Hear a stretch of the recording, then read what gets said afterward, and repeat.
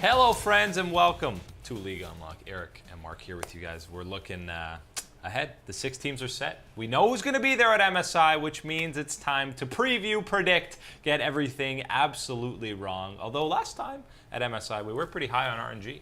Just saying. We were high on RNG before it started. I'm not taking credit. Geniuses. I can't take credit for that one there. I think that this time around, we're still going to make the mistakes of underestimating the Flash Wolves. Of course, they're going to find a way to surprise everybody once again. Yeah, they'll probably end up finishing first in the group, but Mark and I are both going to give our predictions for how the group stage will play out. They're pretty similar. There's a few differences here and there.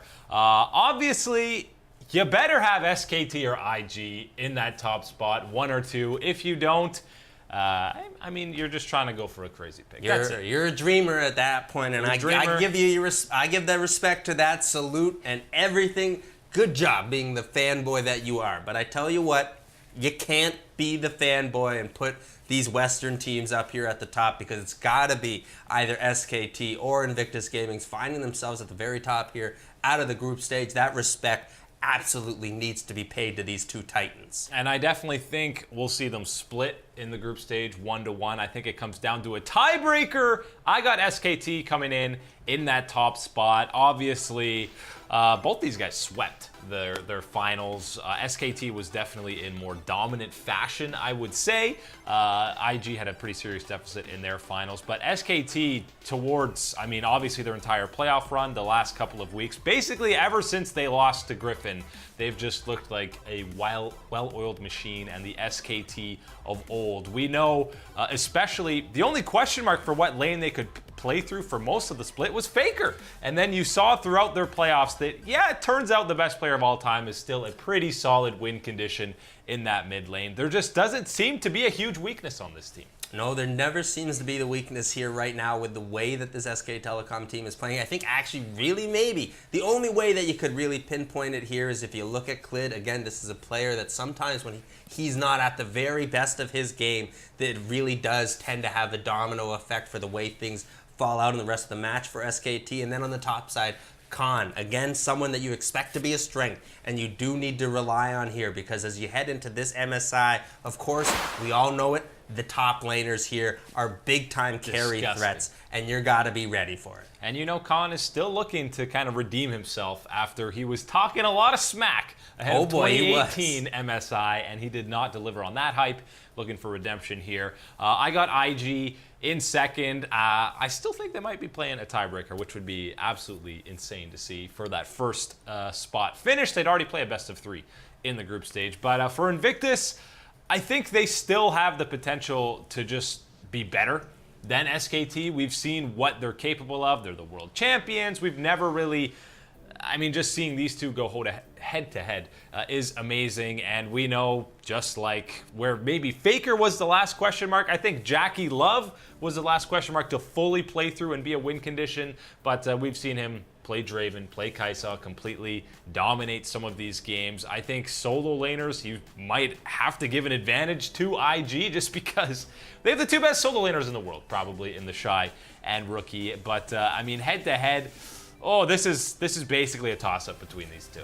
Yeah, this is one of those ones where you're looking right now at what type of performance can you expect from IG. Well, I'll tell you, it's pretty much only 2 options here, because you're going to get full dominance, top-level play here from them, or you're going to see some incredibly questionable moves here where you're going to be question mark spamming here that ping right onto the positions all the time, thinking, these players are so dumb. What's going on here? But that's the IG way. They play on that knife's edge here, and more often than not, it's the skill that is the deciding factor, and that's why they're able to come out on top so often. IG is basically the team that Fongbu strives and dreams of becoming in some near distant future on another planet. Where I think everyone should be kind of dreaming to be a little bit more like IG if you can. That's fair, but they play very similar play styles. I also had Liquid there ahead of G2, and I know people are going to be up in arms about that. Boo. But G2, the main question mark here is Mickey.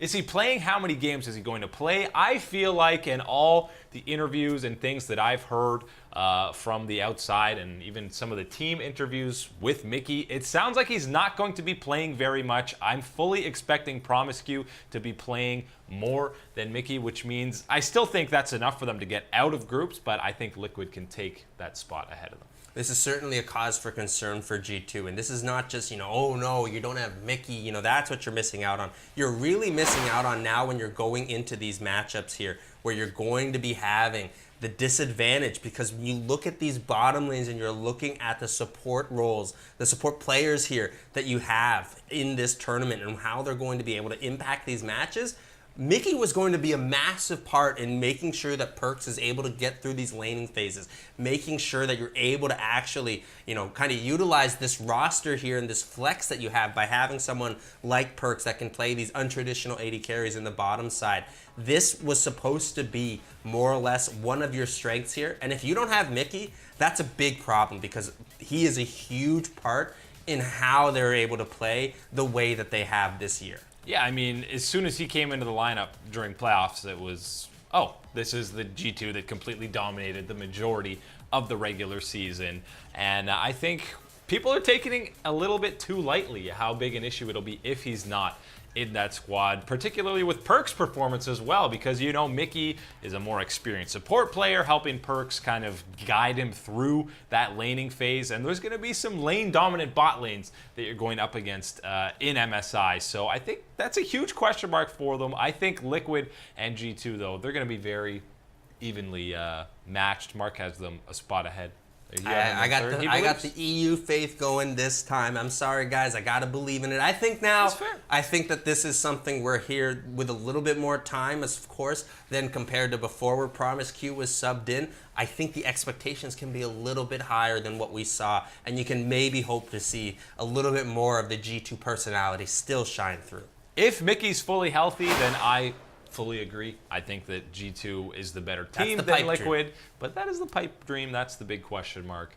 And for Liquid, I mean, people love to make this big deal about, look at how bad Fongvu was against Vega, and Liquid barely beat them. They 3-0'd them. I know there were some close games. Liquid had some rough early games. People are looking way too far into that series against Fongvu. I have a lot more faith and confidence in the 2019 version of Liquid than we did in 2018.